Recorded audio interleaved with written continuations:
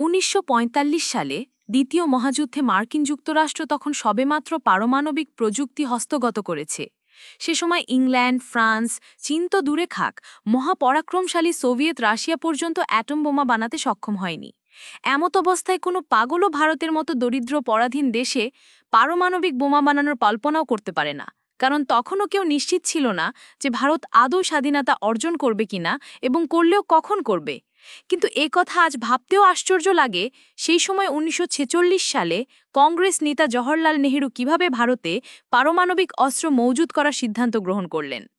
এই ব্যাপারে ১৯৪৬ সালের ২৬শে জুন এক জনসভায় নেহরু বলেন, যতদিন পৃথিবী এখনকার মতো পরিচালিত হবে ততদিন পর্যন্ত প্রতিটি দেশেরই একটি যথার্থ উপকরণ থাকবে এবং সে তার নিরাপত্তার খাতিরে সর্বাধুনিক বৈজ্ঞানিক প্রযুক্তি ব্যবহার করবে। আমার এই ব্যাপারে কোনো সন্দেহ নেই যে ভারত তার নিজস্ব বৈজ্ঞানিক গবেষণার উন্নয়ন সাধন করবে এবং আমি আশা করি ভারতীয় বৈজ্ঞানিকেরা পারমাণবিক শক্তিকে গঠনমূলক কাজে ব্যবহার করবেন। কিন্তু ভারত যদি আক্রান্ত হয় তবে সে অতি অবশ্যই তার ভাণ্ডারে যা কিছু মজুদ আছে তা নিয়ে তাকে রক্ষা করার চেষ্টা করবে। আমি আশা রাখি যে সাধারণত ভারত অন্যান্য দেশের সাথে মিলিতভাবে পারমাণবিক বোমার ব্যবহারে বিরোধিতা করবে।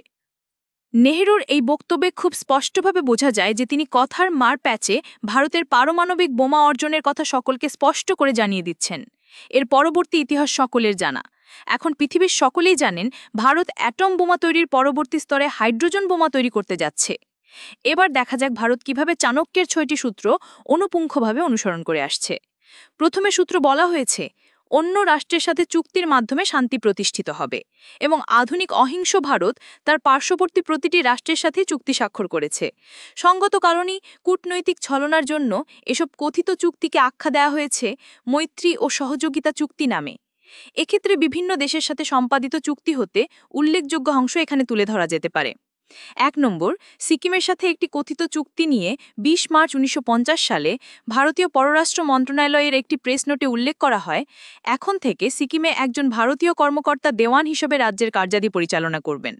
২ নম্বর, রাষ্ট্রীয়ভাবে পৃথিবীর একমাত্র হিন্দু রাষ্ট্র হয়েও নেপাল ভারতের সাথে তথাকথিত মৈত্রী চুক্তি স্বাক্ষরে বাধ্য হয় ১৯৫০ সালে।